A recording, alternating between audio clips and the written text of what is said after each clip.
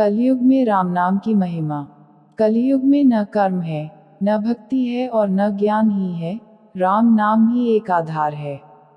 कपट की खान कलयुग रूपी कालनेमी के मारने के लिए राम नाम ही बुद्धिमान और समर्थ श्री हैं। कहते हैं कि कलयुग ने आने के लिए राजा परीक्षित से बहुत अनुनय विनय की।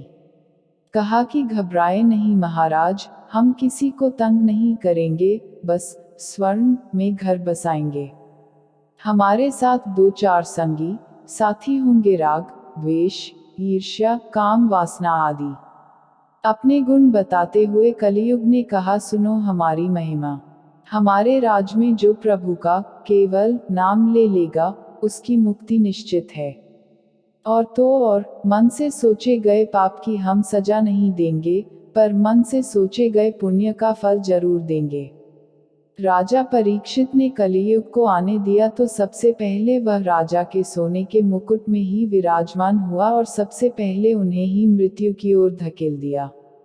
कलयुग को सभी कोसते हैं, सभी क्रोध राग द्वेष और वासना से ग्रस्त हैं। कोई कहता है काश हम सतयुग में पैदा हुए होते। कोई त्रेता और द्वापर युग के गुण गाता है। तुलसीदास ने जनमानस की हालत देखकर समझाया कि कलयुग में बेशक बहुत सी गड़बड़ियां हैं, मगर उन सब से बचने का उपाय जितनी सरलता से कलयुग में मिल सकता है, उतनी सरलता से किसी और काल में नहीं मिला। पहले प्रभु को पाने के लिए ध्यान करना पड़ता था। त्रेता में योग से प्रभु मिलते थे, द्वापर में कर्मकांड का मार्ग था। ये सभी मार्ग नितांत कठिन और घोर तपस्या के बाद ही फलीभूत होते हैं, पर कलयुग में ईश्वर को प्राप्त करना पहले के मुकाबले बड़ा ही सरल हो गया है। कैसे भाई? हर मत और संप्रदाय ने गुण गाया है नाम का। यह वह मार्ग है जहाँ विविध संप्रदाय एकमत हो जाते हैं। तभी तो गोस्वामी तुलसीदास ने कहा, कलयुग केवल नाम आधारा, सुमिरी सुमिरी नर उतरहि पारा। नाम जप में किसी विधि विधान देश काल अवस्था की कोई बाधा नहीं है। किसी प्रकार से कैसी भी अवस्था में किसी भी परिस्थिति में कहीं भी कैसे भी नाम जप किया जा सकता है। इस नाम जप से हर युग में भक्तों का भला हुआ।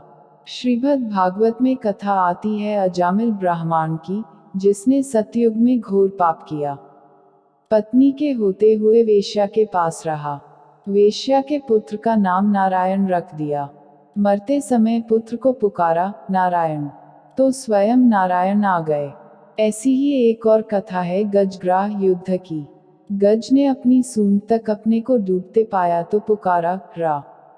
इतनी भी शक्ति नहीं थी कि पूरा राम कह दे, पर प्रभु ने भाव समझ लिया और गज के प्राण बचा लिए। त्रेता में वाल्मीकि ने नाम जप किया तो उल्टा राम कह न सके, डाकू थे मांसाहारी थे, सो मरा कहना सरल लगा, तोते की तरह रटते रहे तो स्वयं श्री राम पधारे कुटिया में। उल्टा नाम जपत जग जाना, वाल्मीकि भय ब्रह्मा समाना। द्वापर युग में द्रौपदी ने भरी सभा में रोते हुए हाथ खड़े कर दिए। सभी का सहारा छोड़ दिया तो कृष्ण की याद आई। श्री कृष्ण चीर रूप में प्रकट हुए। कलयुग में तो नाम जप के भक्तों की भरमार है। कबीर, मीरा, रैदास, तुलसीदास, रहीम, रसखान, नानक, रामकृष्ण परमहंस, रमण महर्षि आदि। राजा परीक्षित के वैद्य धन्वंतरी तो कहते थे कि नाम जप औषधि है, जिससे सभी रोग नष्ट हो जाते हैं। इस औषधि का लाभ गांधी जी ने भी तो उठाया। हर अवस्था में, चिंता में, रोग में उन्होंने राम नाम का आश्रय लिया। लेकिन नाम जप का यह अर्थ नहीं कि पाप करने की छूट मिल गई।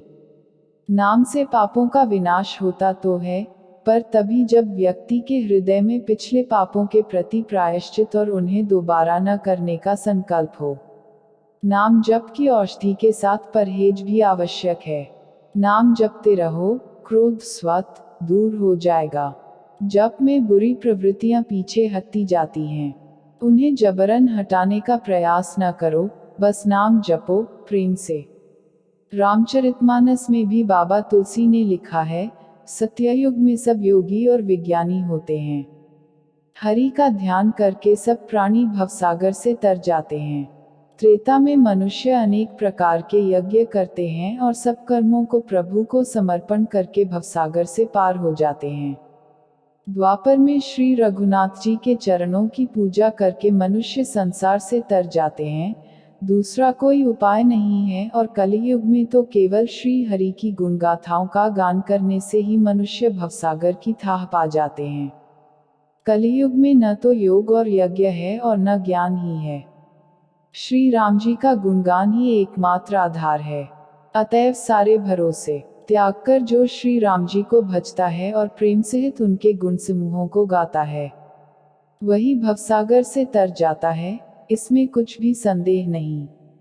नाम का प्रताप कलियुग में प्रत्यक्ष है। कलियुग का एक पवित्र प्रताप महिमा है कि मानसिक पुण्य तो होते हैं, पर मानसिक पाप नहीं होते। यदि मनुष्य विश्वास करे तो कलियुग के समान दूसरा युग नहीं है, क्योंकि इस युग में श्री राम जी के निर्मल गुण समूहों को गा गाकर मनुष्य बिना ही परिश्रम संसार रूपी समुद्र से तर जाता है।